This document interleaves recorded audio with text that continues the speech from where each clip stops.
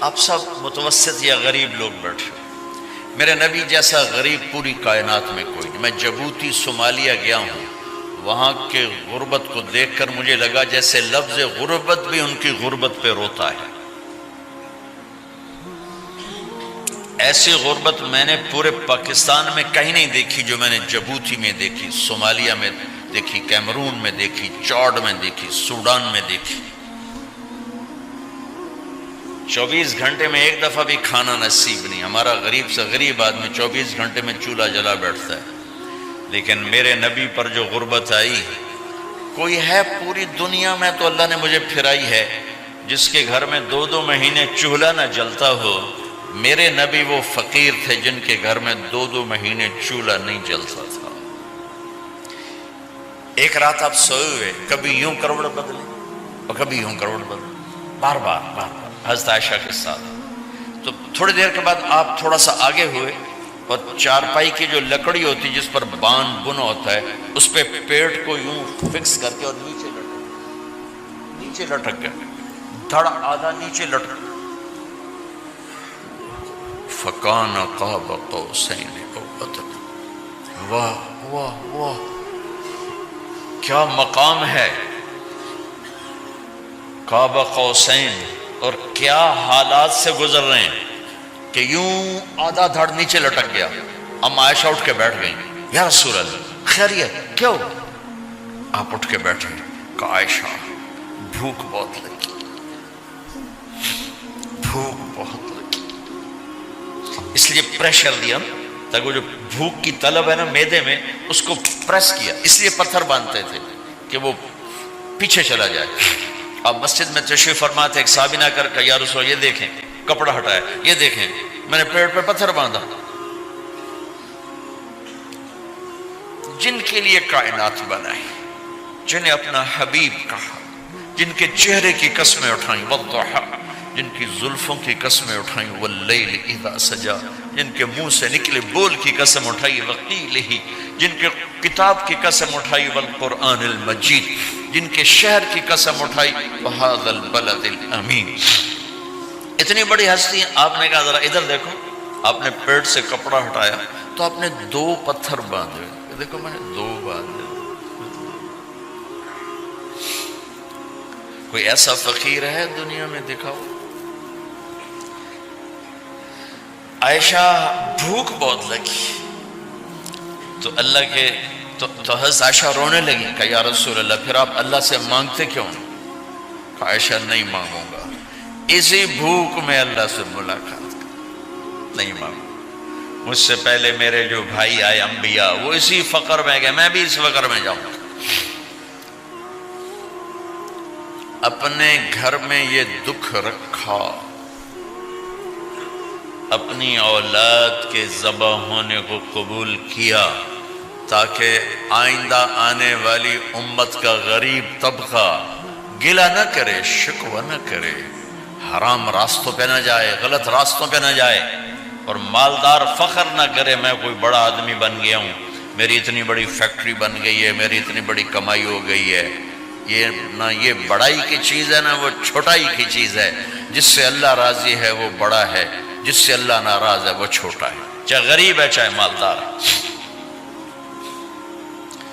حضرت عائشہ فرماتی ہیں بیٹا 2 مہینے گزر جاتے تھے، ہمارے گھر میں چولہا نہیں جلتا تھا، چولہا نہیں جلتا تھا، 2 ماہ گزر جاتے تھے۔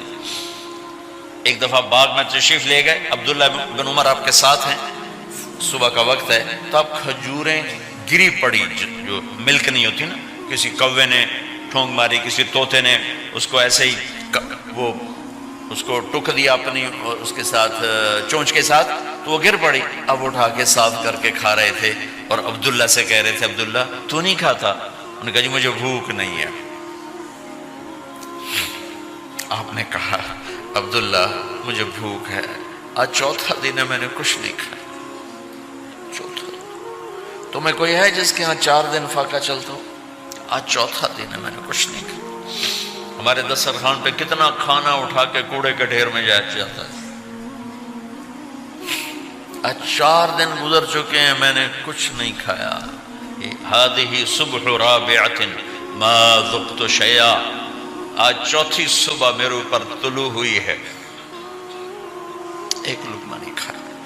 آپ مسجد میں بیٹھے تھے، کعب بن عجرہ آئے تو آپ کو دیکھ کر ایسے کہنے لگے یا رسول اللہ مالی اراکا متغیر اللون، یا رسول اللہ آپ کا چاند سا چہرہ چمکتا آج مرجھایا ہوا کیوں نظر آ رہا ہے؟ تو آپ نے یوں دیکھ اپنے پیٹ پہ یوں انگلی رکھ کر کہا ما دخل جوفی ما يدخل جوف ذاتکم منذ ثلاث، کہا آج 3 دن گزر چکے ہیں، پیٹ میں ایک روٹی کا ذرہ داخل نہیں ہوا، ذرہ، لقمہ نہیں ذرہ، روٹی کا ایک ذرہ پیٹ میں داخل نہیں ہوا۔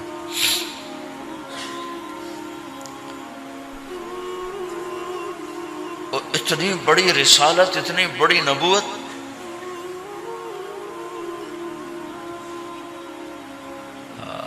اپنی امت کے غریبوں کی تسلی کے لیے اور اپنی امت کے مالداروں کو سبق دینے کے لیے کہ اللہ رزق دے تو اپنی حیثیت نہ بھولو، اور اللہ نہ دے تو اپنے حبیب کی قربانی نہ بھولو۔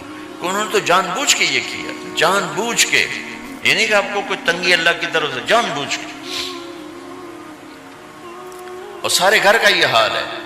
حضرت فاطمہ رضی اللہ تعالیٰ عنہ سے ملنے گئے، کہا بیٹے میں اندر آ جاؤں، میرے ساتھ عمران بھی ہیں، ایک صحابی تھے عرب سردار، میرے ساتھ عمران بھی ہیں۔ کہا ابا جان میرے گھر میں اتنی چادر نہیں کہ اپنے آپ کو چھپا سکوں، پردہ کرنے کے لیے میرے پاس چادر کوئی نہیں، تو آپ نے اپنی چادر اندر دے دی، کیسے پردہ کرنا، تو لپیٹ لی۔ اب اندر آئے تو آپ نے پوچھا میں نے سنا تھا تو بیمار ہے، میں تیرا حال پوچھنے آیا ہوں۔ تو باپ کو دیکھ کے آنسو نکل آئے کہ یا رسول اللہ بیماری بھی ہے اور بھوک بھی ہے، دونوں ہی ہیں، صرف بیماری نہیں بھوک بھی ہے۔ بڑے بڑے مصیبتوں سے لڑ جانے والے ماتھے پہ کبھی بل نہ آیا۔ بیٹی کے آنسوں نے پگھلا بھی دیا اور رلا بھی دیا، آپ بھی رو پڑے، آپ بھی رو پڑے۔ پھر کہا میری بیٹی نہ رو، والذی بعث اباک بالحق ما ذقت من 3 ایام طواقا، آج 3 دن ہے میں نے ایک لقمہ نہیں کھایا، میں تیرے ساتھ۔ اور میری بیٹی میں تمہیں بتاؤں، میرے رب نے مجھے کہا تھا میرے حبیب اگر آپ چاہیں تو احد پہاڑ سونا بنا دو، 10 میل لمبا چوڑا ہے احد پہاڑ، 10 میل، میں احد پہاڑ سونا بنا دوں آپ کی خدمت میں پیش کروں؟ تو میں نے کہا نہیں یا اللہ مجھے نہیں چاہیے، میں ایک دن بھوکا رہوں گا، ایک دن کھانا کھاؤں گا۔ پھر فرمایا بیٹی کیا تجھے یہ عزت کافی نہیں ہے کہ اللہ نے تجھے جنت کی عورتوں کا سردار بنا دیا؟ یہ سرداری سونے چاندی میں تل کے نہیں ملی، ہوئے ہوئے میں قربان جاؤں۔ بھائیو اب سب ماشاءاللہ نوجوان نظر آ رہے ہو، تھوڑا وقت نکال کے اگر آپ پڑھے ہوئے ہو اپنے نبی کی زندگی پڑھا کرو، اپنے نبی کی زندگی پڑھا کرو، بڑا ایمان بھی بنے گا، حوصلہ بھی ملے۔ آپ حسن حسین کو کہتے تھے میری آنکھوں کی ٹھنڈک، میرے جگر کے ٹکڑے، میرے سینے کی ٹھنڈک، میرے لاڈلے، جنت کے چاند، جنت کے سردار، میرے 2 پھول، یہ سارے الفاظ حسن حسین کے لیے ہیں۔ اور ان کے بھوک کی وجہ سے رونے کی آواز سنتے تھے اور تڑپتے تھے، لیکن روٹی نہیں مانگی ان کے لیے، روٹی نہیں مانگی، کہ اپنی امت کے غریبوں کو تسلی دینی تھی کہ اگر میں فقیر بن کے جا رہا ہوں تو تمہارے اوپر بھی امتحان ہے، چند دن برداشت کرو۔ آپ نے فرمایا سب سے پہلے میں جنت میں داخل ہوں گا، سارے نبیوں پر جنت حرام ہے جب تک میں نہ چلا جاؤں، اور ساری امتوں پر جنت حرام ہے جب تک میری امت نہ چلی جائے، سب سے پہلے میں جنت میں داخل ہوں گا۔ وما یا فقراء المؤمنین، اور میرے ساتھ میری امت کے غریب لوگوں، میرے ساتھ میری امت کے غریب لوگ میرے ساتھ پہلے داخل ہوں گے۔ حضرت فاطمہ کے گھر میں فاقہ حد سے بڑھ گیا تو حضرت علی نے فرمایا کہ جاؤ اللہ کے نبی سے کچھ تو مانگ کے آؤ، کچھ تو پیٹ میں جائے۔ زندگی میں کبھی ایسا موقع نہیں آیا، یہ ایک دفعہ اتنا فاقہ آیا کہ حضرت علی جیسی ہستی نے بھی کہا جاؤ۔ تو آپ تشریف لائیں اور دروازے پہ دستک دی تو اتنا پیار تھا. جب حضرت فاطمہ گھر میں داخل ہوتی، اللہ نے ہمیں اولاد کے ساتھ کیا سلوک کرنا ہے اللہ نے ہمیں اپنے نبی سے یہ بھی سکھایا. حضرت فاطمہ جب بھی گھر میں آتی، اور ساتھ ہی تو گھر تھا، دیوار سے دیوار ملی تھی، روز کا آنا جانا تھا، تو میرے نبی بیٹھے نہیں رہتے تھے، آؤ فاطمہ کیا حال ہے، کھڑے ہو جاتے اور تیزی سے آگے بڑھتے. دروازے پر ہی حضرت فاطمہ کا ہاتھ پکڑ لیتے، ہاتھ کا بوسہ لیتے، بوسہ لے کر ہاتھ پکڑے پکڑے بیٹی کو چارپائی پہ پہلے بٹھاتے، اس کے بعد خود بیٹھتے تھے. اکرموا اولادکم، میرے نبی نے کہا اولاد کو عزت دو، پھر وہ تمہیں عزت دیں گے. ہمارے ماحول میں اکثر ماں باپ نے اولاد پہ ڈنڈا ہی اٹھایا ہوتا ہے، پھر ان میں بغاوت پیدا ہو جاتی، پھر کہتے ہیں اولاد نافرمان ہے.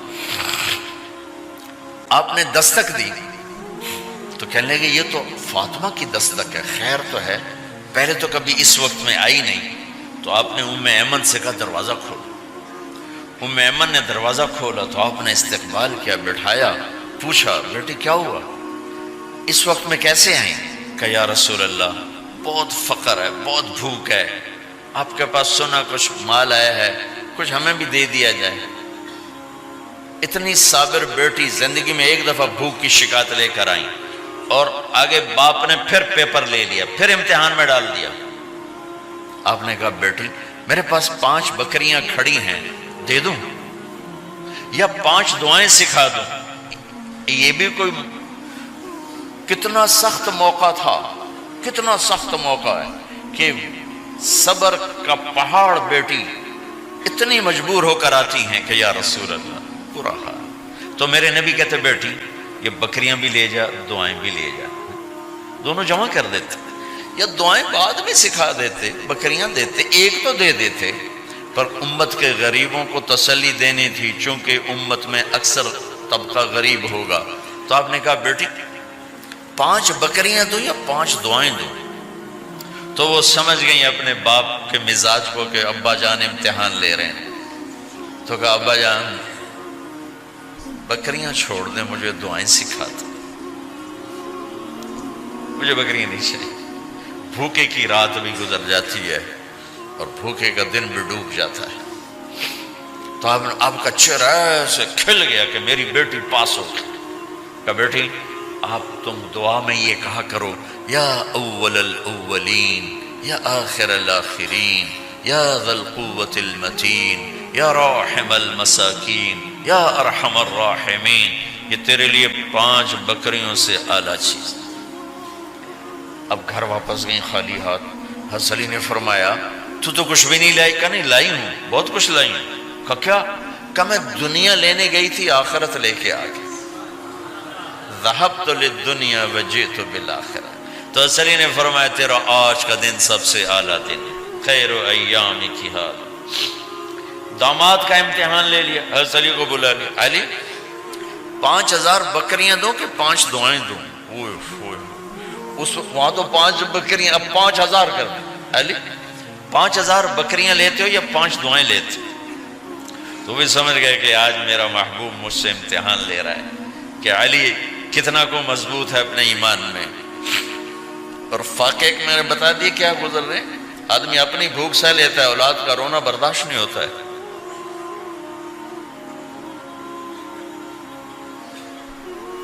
علی 5 دعائیں دوں کہ 5000 بکریاں؟ حضرت علی نے عرض کی یا رسول اللہ دعائیں سکھا دیں، بکریاں نہیں چاہیے. میرا نبی کا چہرہ کھل گیا کہ میرا داماد بھی پاس ہو گیا. علی تو یہ دعا مانگا کر روزانہ، اللہم اغفر لی ذنبی ووسع لی خلقی وبارک لی فی رزقی وقنعنی بما رزقتنی ولا تذهب قلبی الی شیء صرفته عنی. یہ 5 دعائیں تو مانگا کر، 5000 بکریوں سے زیادہ ہے. اللہم اغفر لی ذنبی، اللہ میرا گناہ معاف کر. وسع لی خلقی، میرے اخلاق عالی شان کر. بارک لی فی رزقی، میرے رزق میں برکت دے. قنعنی بما رزقتنی، مجھے لالچ سے نکال دے، مجھے لالچی نہ بنا، مجھے حریص نہ بنا. ولا تذهب قلبی الی شیء صرفتہ عنی، جو تو نے مجھے دیا نہیں اس کی میرے اندر سے طلب بھی ختم کر دے، مجھے اس کا طلبگار بھی نہ بنا، کہ یہ 5000 بکریوں سے زیادہ ہے۔ میں نے تھوڑا سا اپنے نبی کے گھر کا نقشہ آپ کو بتایا ہے کہ یہ چند دن صبر کی دنیا ہے، اللہ راضی ہو گیا تو موت سب سے خوبصورت پیغام